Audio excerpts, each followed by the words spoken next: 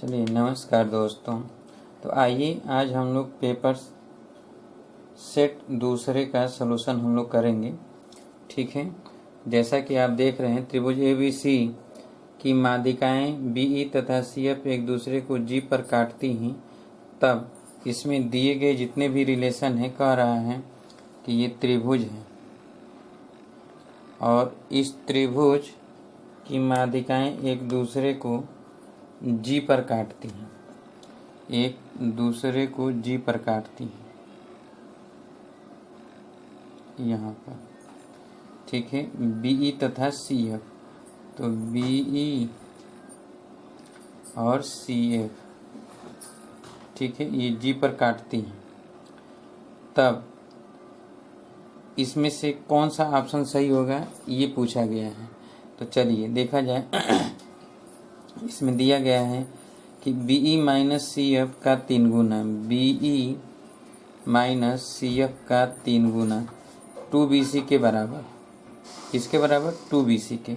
तो आइए हम लोग देखेंगे BE माइनस CF। तो इसमें पहले देख लिया जाए कि BE और CF G पर अगर कट करती हैं तो इसमें कहीं पर भी चारों ऑप्शन में G नहीं है, तो BE और CF में रिलेशन निकालना है।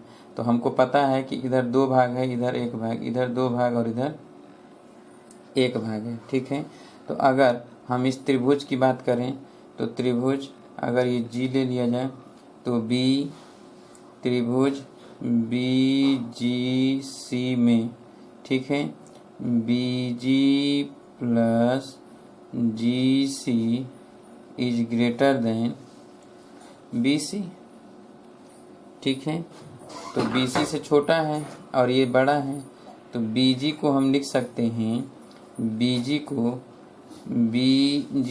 को लिख सकते हैं 2BE अपान 3 लिखा जा सकता है, BE का 2/3, और GC को लिख सकते हैं 2/3 CF, और ये BC 3 उधर हो जाएगा, 2 कॉमन ले लें तो BE plus CF is greater than 3BC। तो अब देख लिया जाए तो 2BE plus CF is greater than 3BC, तो कौन सा चौथा सही। क्लियर है। चलिए अब आगे देखा जाए।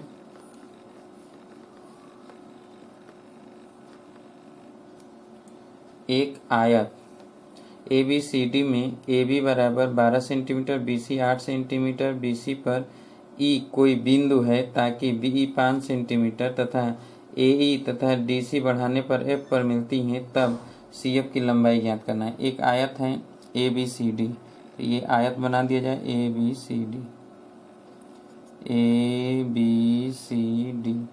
ठीक है, अब AB 12 सेंटीमीटर है, BC 8 सेंटीमीटर, यानी ये 8 तो ये भी 8, ये 12 तो ये भी 12। ठीक है, और BE 5 सेंटीमीटर, यहाँ पर E कोई है 5, तो ऊपर कितना जाएगा 3, और कह रहा है कि AE तथा DC को बढ़ाया जाता है, AE को बढ़ाया जाता है ऐसे बढ़ाया जाए, DC को बढ़ाएं ऐसे, जो एक दूसरे को कहाँ पर कट कर रही हैं A पर मिलती है, तो CF इसको X मान लेते हैं। तो चलिए ये 12 है, ये X है, तो ये X/12 बराबर 3/5, 3/5, तो X बराबर हो जाएगा 12 गुणे 3/5, 36/5, तो 5 7 35, 7.2। ठीक है, चलिए अगला नंबर देखा जाए।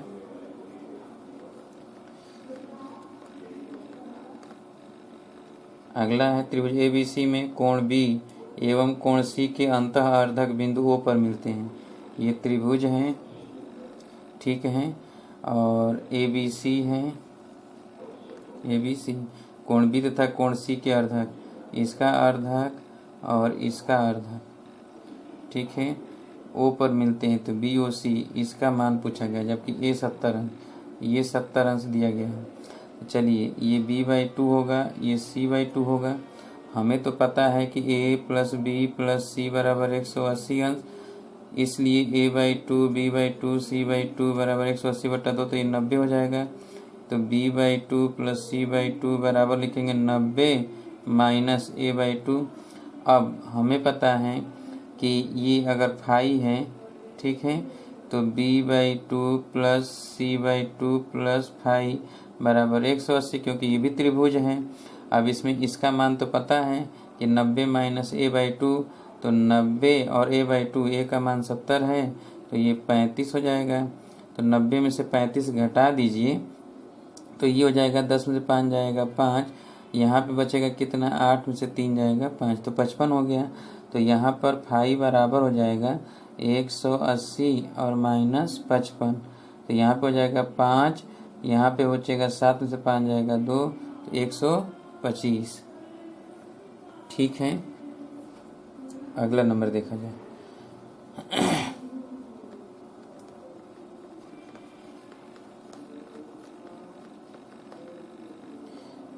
आगे बहुत सारे प्रश्न अच्छे हैं।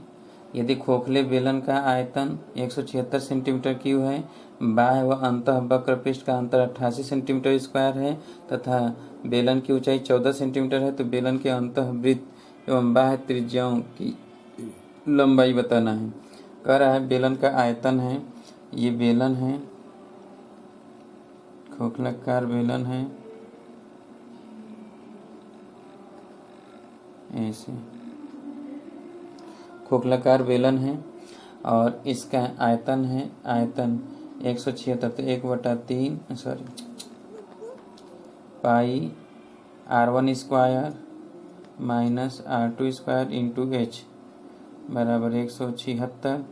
h ऊंचाई दिया है कि 14 है, तो पाई का मान 22/7, तो यहाँ पर लिख दें r1 square minus r2 square बराबर 176 और पाई आ जाएगा 22/7, तो 7 ऊपर चला जाएगा और h का मान 14, तो 14 नीचे हो जाएगा। 7 दूना के 14, क्यों, अब 2 से 22 से कट जाएगा, 8 दूना के 16, 8 बार, और 2 से कट जाएगा, 2 चौके 8, तो ये हो जाएगा 4, तो r1 square minus r2 square बराबर कितना आ गया, 4। अब हम देखेंगे कि यहाँ पर दूसरा दिया है कि वक्र पृष्ठ का अंतर, तो वक्र पृष्ठ CS1 माइनस CS2, तो 2 पाई यहाँ लिख देते हैं, 2 पाई r1h माइनस 2 पाई r2h बराबर दिया है 88। ठीक है, तो 2 पाई h कॉमन ले लिया जाए, तो r1 माइनस r2 बराबर है 88, तो r1 माइनस r2 बराबर यहाँ से आ जाएगा 88 बटा ये 2 पाई एच, तो 2 गुणे 22/7, तो 7 ऊपर चला जाएगा और एच यानी 14 नीचे, 7 दूना के 14। ठीक है, 2 दूना के 4, तो 28 कट गया 1, r1 माइनस r2 बराबर 1, r1 square minus r2 square बराबर 4, तो इसको लिखेंगे r1 प्लस r2 और इंटू r1 माइनस r2 क्यों बराबर 4, तो इसका मान तो 1, तो r1 प्लस r2 बराबर 4 और r1 माइनस r2 बराबर r1 माइनस r2 बराबर 1, तो r1 का मान निकालना है, दोनों को जोड़कर आधा कर देंगे, 4 1 5 बटा, तो 2.5, एक हो गया 2.5, तो दूसरा हो जाएगा 1.5, यानी कौन सा सही, बी सही। ठीक है, चलिए अगला नंबर देखा जाए। cos to the power 6 theta plus sine to the power 6 theta का मान पूछा गया है, तो cos to the power 6 theta plus sine to the power 6 theta की वैल्यू होता है cos to power 6 theta plus sine to the power 6 theta 1 minus 3 sine square theta into cos square theta, और जब यहाँ 4 घात होता है तो 1 minus 2 sine square theta into cos square theta होता है, तो इसमें कौन सा सही है, चौथा सही है। ठीक है, और जब यहाँ 4 घात होगा तो यहाँ 1 minus 2 sine square theta into cos square theta होता है। अगला देखेंगे कि नदी के 15 मीटर ऊंचे पुल से किसी नाव का अवनमन कोण 30 अंश देखा गया। ये है अवनमन कोण, यहाँ पर देखा जा रहा है ये 30 अंश देखा जा रहा है। ठीक है, यदि नाव 6 किलोमीटर प्रति घंटे की गति से चल रही है, तब नाव का नदी के पुल के ठीक नीचे पहुँचने में लगा समय। अब यहाँ पे तो ये दूरी नहीं पता है, तो ये दूरी मान लें x है, ये दिया गया है 15 मीटर ऊंचा है। ठीक है, तो ये भी तो 30 अंश होगा, इसका मतलब ये है कि tan 30 अंश बराबर हम लिखेंगे tan 30 अंश बराबर ये h, तो tan 30 अंश बराबर 15/x, तो 1/√3, तो x बराबर हो जाएगा 15√3, तो 15√3 हो गया। तो x का मान पता हो गया 6 किलोमीटर प्रति घंटा, तो मीटर पर सेकंड में बदल दें, तो t बराबर हो जाएगा t बराबर x/v, तो x का मान है 15√3 और v का मान है 6 किलोमीटर प्रति घंटा, तो मीटर पर सेकंड में बदल दें, तो 5/18 से गुणा कर दें तो 18 ऊपर चला जाएगा।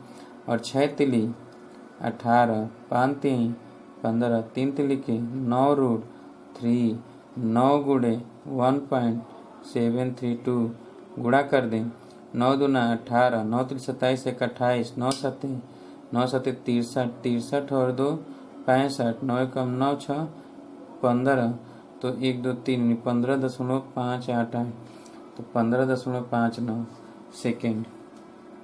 ठीक है, हो गया। अगला नंबर, ए और बी मिलकर किसी भवन के फर्श को 25 दिन में पालिश कर सकते हैं।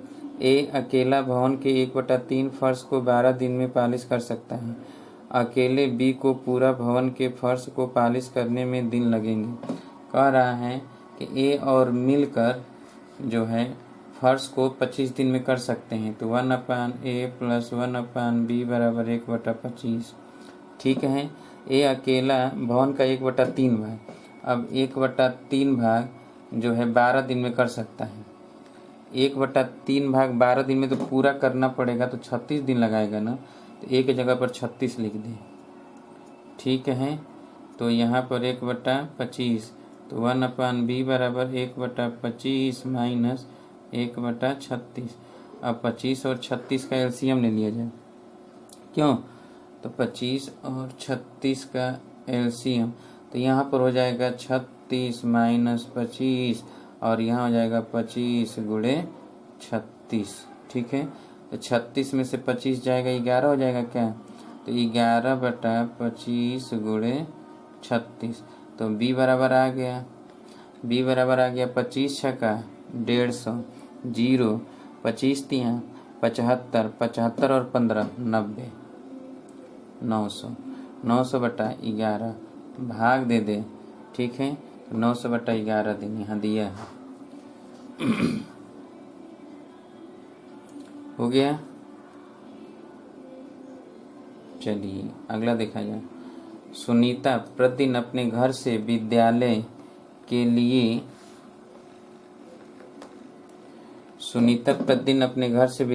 लिए ठीक 10 बजे निकलती है। यदि वह 5 किलोमीटर प्रति घंटे की गति से चलती है तो वह विद्यालय 6 मिनट देरी से पहुंचती है, एवं यदि वह 6 किलोमीटर प्रति घंटे की गति से चलती है तब वह विद्यालय 10 मिनट पूर्व पहुंच जाती है। विद्यालय से उसके घर की दूरी कितना है? चलिए, कह रहा है कि यहाँ पर उसका घर है ए पर और यहाँ पर विद्यालय है, तो दूरी तो ऐसा है। ठीक है, तो जब मान लिया जाए कि T1 समय में जब जाती है, T1 समय, ठीक है, तो T1 पहले चांस है, तो T1 बराबर S/, हम S/ लिखेंगे 5 और T2 बराबर लिखेंगे S/6। ठीक है, अब देखिए कह रहा है कि 10 मिनट पूर्व ये 5 किलोमीटर प्रति घंटे की रफ्तार से जाती है, तो 6 मिनट देरी से पहुंचती है। कई मिनट? 6 मिनट देरी से। मान लीजिए कि उसे पहुंचना 11 बजे, तो 11:06 पहुंच रही है। क्लियर है? और जब वो 6 किलोमीटर प्रति घंटे की रफ्तार से जाती है तो वो 10 मिनट पहले यानी 11 बजे न पहुँचकर 10:50 पहुँच जा रही है, यानी 10 मिनट ये और 6 मिनट ये, कुल अंतर कितने का हो गया? 16 मिनट का अंतर हुआ ना। कितने का अंतर हुआ? 16 मिनट का। इसका मतलब कि T2 माइनस T1 बराबर 16 मिनट लिख दें, तो 16/60 घंटा हो जाएगा। क्लियर? अब T2 की जगह पर लिख दें S/6 माइनस S/5, तो S/5 minus S/6, sorry S/5 minus S अपान 6 बराबर 16/60। तो 16/60 अब यहाँ सॉल्व कर दें तो ये 6s माइनस 5s अपान 30 बराबर 16/60। तो ये s बराबर हो जाएगा 16 गुणे 30/60। तो ये कट जाएगा, 30 दूना के 2 8 16। तो कई किलोमीटर की दूरी? 8 किलोमीटर की दूरी। घर से विद्यालय की दूरी कितना? 8 किलोमीटर की दूरी। लगा लीजिए।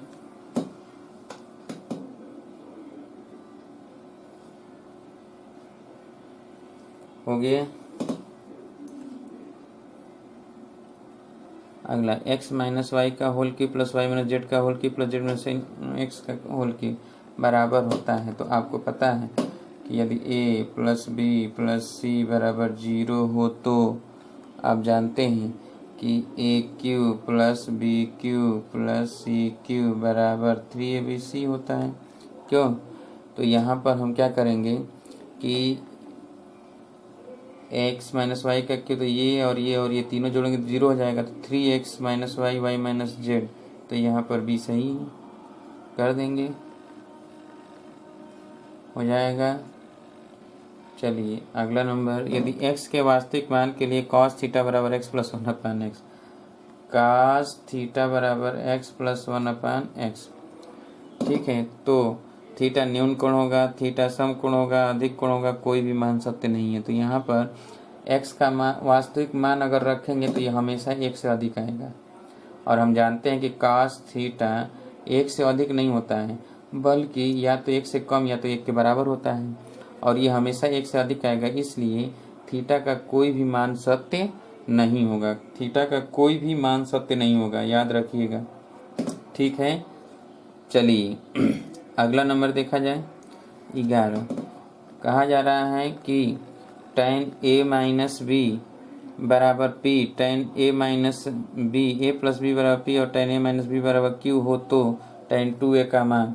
तो देखिए tan 2a को हम लिखेंगे tan a प्लस a लिखेंगे, इसमें b जोड़ दें, इसमें b घटा दें, तो b भी कट जाएगा तो 2a ही तो होगा, और a प्लस b का फार्मूला लिख दें। तो tan a प्लस b और plus tan a minus b upon 1 minus tan a plus b into tan a minus b। अब यह मान रख दें p प्लस q अपान 1 माइनस p इंटू q। तो देखिए p प्लस q अपान 1 माइनस p इंटू c। आया समझ में? चलिए अगला नंबर देखा जाए, यदि a प्लस बी बराबर π/4 45 अंश हो तो पूछा गया है कि इसका मान क्या होगा। तो आइए a प्लस बी 45 अंश, तो 1 plus tan a into 1 plus tan b का मान पूछा गया है। तो यहाँ पर हम क्या करें कि b के स्थान पर 1 प्लस tan a और 1 प्लस tan b, b की जगह पर π/4 माइनस a हम लिख सकते हैं। अब इसको लिख दें 1 प्लस tan a और 1 प्लस इसको लिख दें tan π/4 माइनस a, तो tan 45 अंश और minus tan a upon 1 plus tan 45 अंश इंटू tan a। tan 45 अंश का मान 1, तो 1 प्लस tan a और 1 प्लस यहाँ 1 minus tan a upon 1 plus tan a हो जाएगा, ठीक है। अब इसको सॉल्व कर दें तो 1 प्लस tan a यानी यहाँ 1 प्लस tan a और इसमें यह आ जाएगा यहाँ पर, तो 1 प्लस tan a और प्लस 1 माइनस tan a, ठीक है, और अपान 1 प्लस tan a। तो ये इससे कट जाएगा, tan a से कटेगा तो एक एक जुटेगा तो क्या आएगा 2, तो यहाँ पर 2 लगा लीजिए। हो गया। अगला देखा जाए, यदि ए बी सी डी एक चक्रीय चतुर्भुज के कोण हो तो cos a plus cos b plus cos c plus cos d का मान होगा। तो चलिए देखिए यहाँ पर कह रहा है cos a plus cos b plus cos c, तो हमें पता है कि ए प्लस बी प्लस सी चक्रीय चतुर्भुज के कोण हैं, तो ए प्लस सी बराबर 180 समूह कोणों का योगफल, बी प्लस डी बराबर भी 180। तो यहाँ पर cos A plus cos B plus cos C plus cos D, तो यहाँ पर कास ए कास बी के जगह पर 100 प्लस कास बी और सी की जगह पर कास 180 माइनस ए और डी की जगह पर कास 180 माइनस बी। ये लिख दें cos A plus cos B minus cos A minus cos B. Cos B से कास ए से क्या आएगा? 0, तो 0 लगा देंगे। हो गया क्लियर? चलिए आगे देखा जाए। ओ केंद्र वाले वृत्त में एक जीवा पी क्यू इस प्रकार है कि कोण ओ पी क्यू 40 अंश है। यदि वृत्त के दीर्घ चाप में कोई बिंदु आर है तब कोण पी आर क्यू का मान बताना है। चलिए देखा जाए। कहा जा रहा है कि एक केंद्र वाले वृत्त ओ केंद्र वाले, तो ओ केंद्र वाला एक वृत्त है, ये ओ है, ठीक है। पी क्यू इस प्रकार है, जीवा एक पी क्यू इस प्रकार है कि कोण ओ पी क्यू, कोण ओ पी क्यू ये ओ है, ओ पी क्यू ये दिया है कितना? 40 अंश दिया है, ठीक है। और दीर्घ वृत्त पर आर कोई बिंदु, यहाँ पर मान लेते हैं कि आर कोई बिंदु है, तो पी आर क्यू यानी ये पूछा गया है, ठीक है। तो अब देखिए ये 40 अंश है, तो अगर इसको मिलाएंगे तो ये भी तो 40 होगा, क्योंकि ये दोनों वृत्त की त्रिज्या है, तो आमने सामने के कोण बराबर होंगे। 40 40 80, तो 80 है तो ये कितना होगा? 100, तभी तो तीनों कोणों का योगफल 180 होगा इस त्रिभुज के। और जब ये 100 है तो यहाँ पर आधा कितना होगा? 50 होगा, तो इसमें 50 लगाएंगे, 100 नहीं लगाएंगे या 200 नहीं लगाएंगे, याद रखिएगा, ठीक है। क्लियर? ये 50 अंश, ठीक है। चलिए आगे चला जाए। एक गोल गुब्बारा जिसका अर्धव्यास r है, एक गोल गुब्बारा जिसका अर्धव्यास r है, दिखाई नहीं दे रहा है तो हम पढ़ रहे हैं, सुनिए। किसी दर्शक की आंख पर अल्फा कोण बनाता है। यदि गुब्बारे के केंद्र पर उन्नयन कोण थीटा है तो गुब्बारे के केंद्र की ऊंचाई क्या होगी? कहा जा रहा है कि ये गोल गुब्बारा है ये, ठीक है, और किसी दर्शक के आंख पर, यहाँ पर जो है आंख पर ये कोण अल्फा बनाता है, ये जो कोण है ये अल्फा है, ठीक है। और गुब्बारे के केंद्र पर उन्नयन कोण, केंद्र पर का उन्नयन कोण थीटा है। अब यहाँ पर केंद्र है और केंद्र का अगर यहीं पर उन्नयन कोण बनता हो तो यह उन्नयन कोण ये यहाँ से लेकर यहाँ तक ये थीटा है, ठीक है। तो इसकी ऊंचाई ये h बताना है। तो मान लिया जाए कि O है, यहाँ पर A है और ये P है और यहाँ पर कहीं Q है और ये B है, OB बताना है। क्या बताना है? OB। चलिए OB बता दिया जाए। अब यहाँ पर ये पता है कि ये पूरा अल्फा है, तो ये जो कोण होगा ये तो अल्फा बाई 2 होगा ना, ये अल्फा बाई 2 होगा। तो अब यहाँ से अगर हम इसको मिला दें तो ये तो त्रिज्या r है, गोले की त्रिज्या r है, अर्धव्यास। अब यहाँ पर जब ये अल्फा बाई 2 है तो ये लंब हो गया, ठीक है, तो ये कर्ण हो गया, ये कर्ण हो गया और ये लंब हो गया, तो लंब बटा कर्ण यानी साइन अल्फा बाई 2 बराबर लंब है ओपी की जगह पर आर और ओए यहाँ लिख दी कर्ण, तो ओए बराबर हो जाएगा r upon sine alpha by 2। OA का मान तो आ गया। अब हम त्रिभुज देखेंगे, त्रिभुज AOB में इसमें देखा जाए तो ये कोण है क्या? थीटा। तो अब साइन थीटा ले लिया जाए, साइन थीटा, क्योंकि कर्ण दिया है, तो OA लंब है OB का मतलब H और OA बटा OA, तो H बराबर हो जाएगा OA और साइन थीटा, अब ओ ए का मान है आर बटा साइन अल्फा बाई 2 और यहाँ पर हो जाएगा साइन थीटा। अब ये हो जाएगा r sine theta into cosec alpha by 2। तो r sine theta into cosec alpha by 2, तो r sine theta into cosec alpha by 2। ठीक है, इम्पॉर्टेंट है, कई बार प्रश्न आया हुआ है, आईआरटी में भी पूछा गया ये प्रश्न है। ठीक है, निकला जाएगा।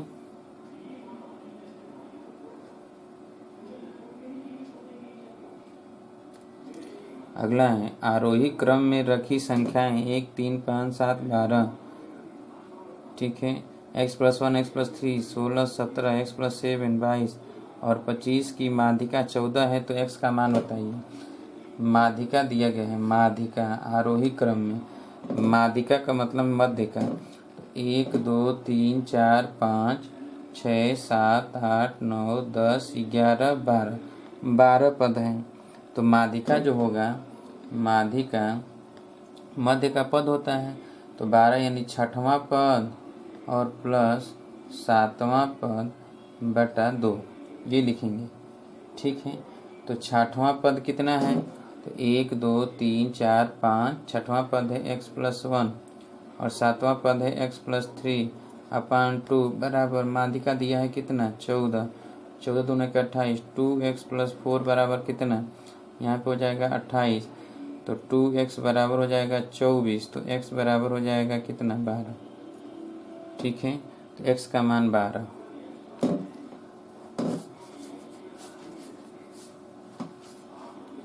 हो गया। चलिए अगला नंबर देखा जाए।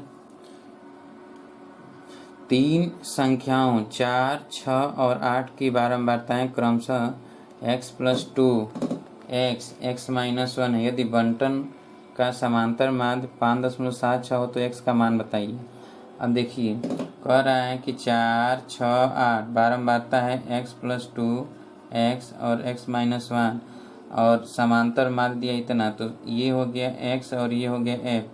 तो हम अगला ज्ञात करेंगे f इंटू एक्स, यही तो ज्ञात करेंगे। तो ये कितना हो जाएगा 4x+8 और ये हो जाएगा 6x, ये हो जाएगा 8x-8, जोड़ दें तो सिग्मा fx निकल जाएगा, सिग्मा fx। तो ये हो जाएगा 6, 4, 10, 8, 18x और 8, 8 कट गया। ठीक है, तो 18x हो गया और ये f, तो सिग्मा f, तो इसको जोड़ दें x, x, 2x, 3x और +1 हो जाएगा, सिग्मा f यहाँ पर जोड़ेंगे तो समांतर माध्य m बराबर सिग्मा fx अपान सिग्मा f। तो ये दिया गया है कितना 5.76, तो यहाँ पर हम लिख दें सिग्मा fx की जगह पर कितना 18x और सिग्मा f की जगह पर कितना 3x+1 और यहाँ पर कितना 5.76।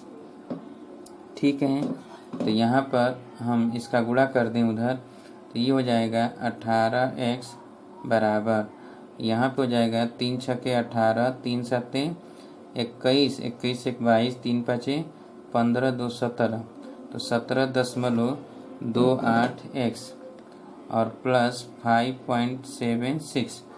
ठीक है, तो अब ये इधर आ जाएगा, इधर तो ये कितना हो जाएगा, तो 2 8 है तो 2 हो जाएगा, तो 30 और 70 क्यों, तो 72 हो जाएगा, यानी 0.72x बराबर 5.7x।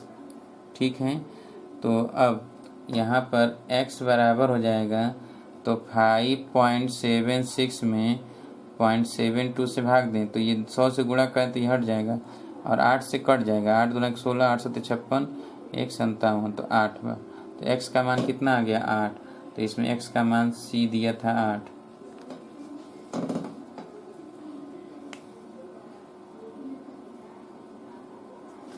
हो गया। चलिए अगला नंबर देखा जाए। रेखाओं y बराबर 3 और y बराबर x√3+9 के बीच न्यून कोण होगा, तो इसके बीच में न्यून कोण पूछा गया है। तो आइए देखा जाए क्या होगा न्यून कोण।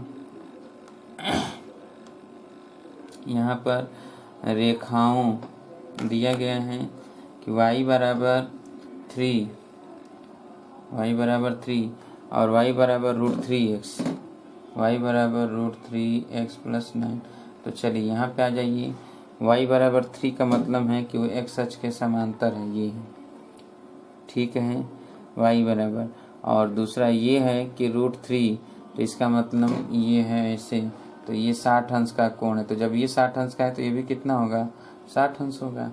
तो यहाँ 60 अंश लगा दें, ठीक है, हो गया। क्योंकि यहाँ √3x है तो tan थीटा बराबर √3, तो √3 कितने अंश का, 60 अंश का, इसीलिए यहाँ पर 60 अंश हो गया है, ठीक है। चलिए अगला देखा जाए। कहा जा रहा है कि यहाँ पर त्रिभुज जिसके शीर्षों के निर्देशांक 0, 0, 4, 0 तथा 0, 6 हो तो क्षेत्रफल ज्ञात कीजिए। यानी कह रहा है कि त्रिभुज है जिसके शीर्षों के निर्देशांक दिए गए हैं 0, 0। अब ध्यान समझिए, 0, 0 का मतलब ये है, और एक है 0, 6, तो 0, 6 का मतलब यहाँ पर है 0, 6, तो ये 6 होगा तभी तो 0, 6 होगा। और ये है क्या, 4, 0, तो यहाँ पर है 4, 0, तो इसका मतलब है कि ये त्रिभुज कैसा बना, ये समकोण त्रिभुज बन गया ना। तो इसका क्षेत्रफल कितना है, तो यहाँ 4 है, ये 6 है, तो 6 गुणे 4/2, 2 छक्के 12, यानी यहाँ पर कौन सा 12। या तो आप त्रिभुज के क्षेत्रफल के फार्मूले में रखकर निकाल लीजिए, जहाँ से भी हो निकाल लीजिए, निकल जाएगा, बोलिए। चलिए अगला देखिए। बिंदु 2, 4 और बिंदु -3, 5 को मिलाने वाली रेखा को y अक्ष निम्न अनुपात में विभाजित करेगा। तो y अक्ष किस अनुपात में विभाजित करता है, तो y अक्ष जब विभाजित करता है तो लैम्डा बराबर x1/x2, तो x1 है 2, x2 है -3, तो 2/3 माइनस का मतलब 2 संबंधित 3 के अनुपात में अंतः विभाजन, ठीक है, अंतः विभाजन। अगर ये प्लस आता तो बाह्यतः विभाजन हो गया। अगला, यदि sec theta minus tan theta बराबर m हो तो sec theta plus tan theta का मान ज्ञात कीजिए। चलिए यहाँ देखिए, हम बता चुके हैं कि sec theta plus tan theta बराबर a/b हो तो sec theta minus tan theta बराबर b/a होता है, ये बताया जा चुका है। तो यहीं से हम लिखेंगे कि sec theta minus tan theta, sec theta minus, अब यहीं से लिख लें, sec theta minus tan theta बराबर m, तो sec theta plus tan theta बराबर 1/m, इसी को पलट देंगे तो 1/m, यानी कौन सा, c। ये फार्मूला होता है, हो गया। चलिए अगला देखा जाए। एक आयताकार कागज का टुकड़ा 44 सेंटीमीटर और 10 सेंटीमीटर का है। इस कागज को मोड़कर ऐसा बेलन बनाया जाता है जिसकी ऊंचाई 10 सेंटीमीटर है। तो बेलन का आयतन होगा, यानी जिसकी ऊंचाई 10 सेंटीमीटर है, ऐसे है, ये है 44, ये है 10, तो इसको मोड़कर ऐसे बनाया गया बेलन, ठीक है। तो इसका परिधि हो जाएगा 44, तो 2πr बराबर 44, r नहीं पता है, r ज्ञात करना है, तो r बराबर 44/2π, पाई का मान 22/7, 7 ऊपर चला जाएगा, ये 44 कट गया, तो r बराबर 7, यानी इसकी त्रिज्या r आ गया 7। जब r 7 आ गया तो πr²h, h तो 10 दिया है ना, तो πr²h आयतन हो जाएगा, पाई का मान 22/7, r² 7 × 7, h का मान 10, एक 7 से एक 7 कट गया, अब ये 0, ठीक है, 7 दूना के 14 और 7 दूना के 14 एक 15, 1540 सेंटीमीटर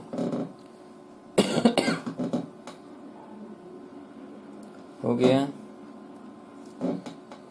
अगला है कि एक पिरामिड तथा एक बेलन के आधार के क्षेत्रफल समान है। पिरामिड और बेलन के आधार का क्षेत्रफल समान है तथा उनकी ऊंचाइयों भी समान है, तो उनके आयतनों का अनुपात होगा। तो उनके आयतन का अनुपात बताना है। पिरामिड और बेलन के आधार का क्षेत्रफल समान है, आधार का क्षेत्रफल समान है, ठीक है, तो 1:3 के अनुपात में होता है, हम बता चुके हैं 1:3 के अनुपात में पिरामिड और बेलन। ठीक है, तो 1:3 के अनुपात में होता है। पिरामिड का 1 भाग होगा तो बेलन का जो आयतन होगा वह पूरा का पूरा 3 भागों में बंटता है, तो 1:3 के अनुपात में ऐसे काटा जाता है इस तरह। तो ये सभी इधर का आयतन इधर का आयतन इधर तीनों बराबर होते हैं, तो ये पिरामिड का हो गया और इधर इधर इधर तो पूरा मिलकर बेलन। तो बेलन का 3 भाग पिरामिड का 1 भाग, तो 1:3 का अनुपात। ठीक है। अच्छा, अगला नंबर, एक गोले का आयतन 4851 घन सेंटीमीटर है, तो उसका वक्र पृष्ठ होगा। गोले का आयतन दिया है 4/3 पाई आर क्यूब, बराबर दिया है 4851, तो आर क्यूब बराबर 4851/4, पाई का मान 22/7। ठीक है, तो 3 ऊपर जाएगा 7 ऊपर जाएगा।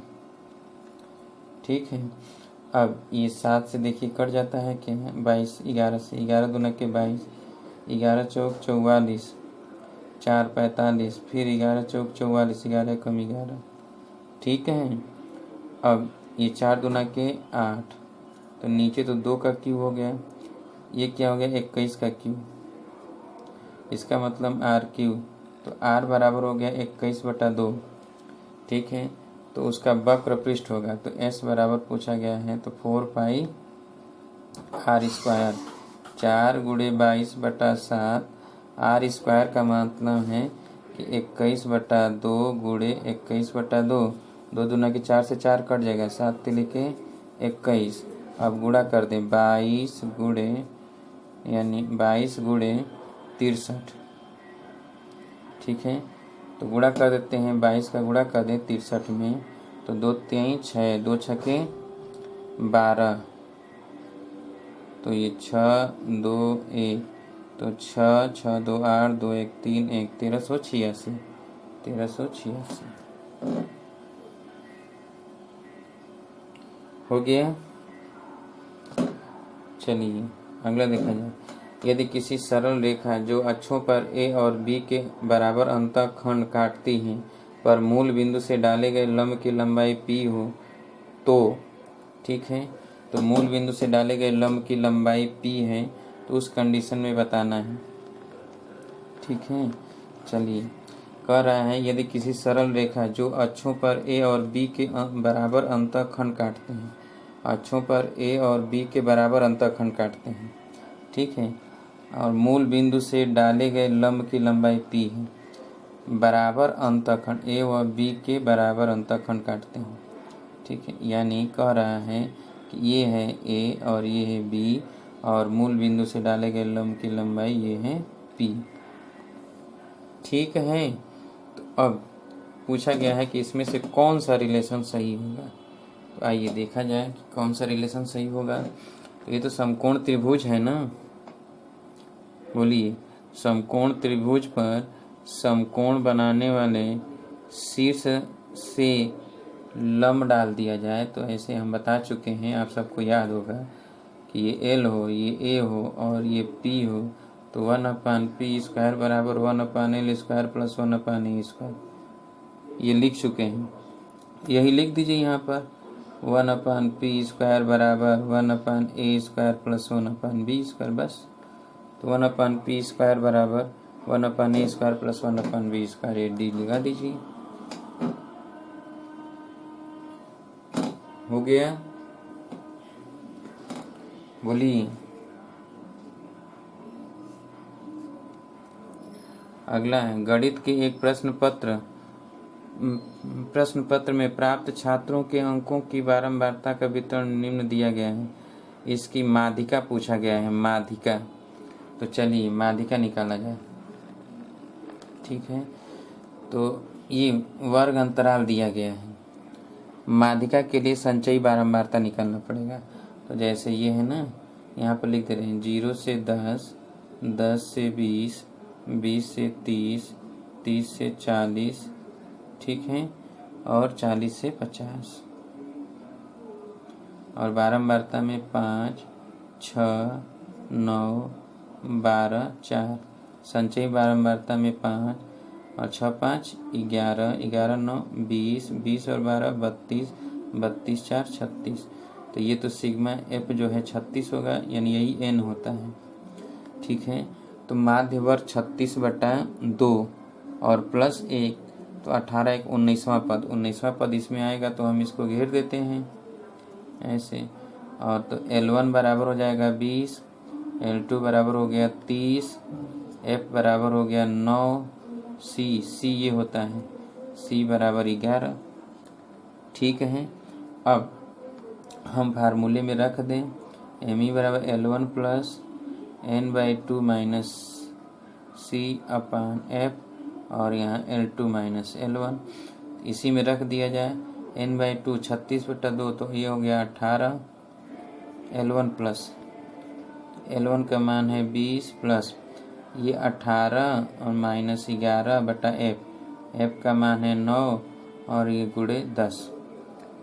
ठीक है, तो ये 18 में से 11 जाएगा 7, 70/9, तो 20 प्लस 70/9, तो 70 में 9 से भाग दे दिया जाए तो 20 प्लस 9 7 63, फिर 7, 9 7 63, फिर 9 7 63, 7.777, तो ये क्या हो जाएगा 27.77, 27.77 माध्यिका है ये। हो गया। अगला है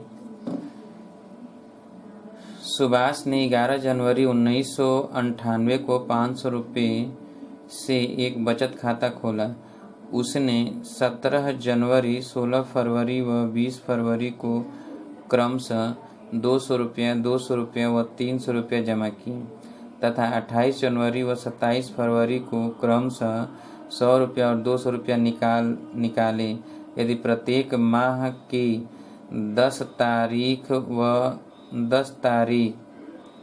व माह के अंतिम दिवस तक न्यूनतम अवशेष पर उस माह का ब्याज देय हो, तब 5% ब्याज दर से मार्च 1998 के अंत में ब्याज होगा।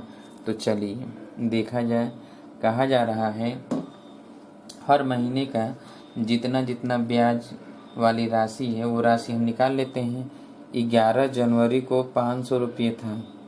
सुभाष ने 11 जनवरी को 1998 को 500 रुपये से एक बचत खाता खोला। तो 11 जनवरी खोला तो इसमें जनवरी का तो मिलेगा नहीं।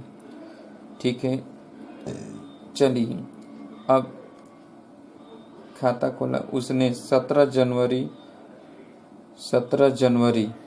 और 16 फरवरी को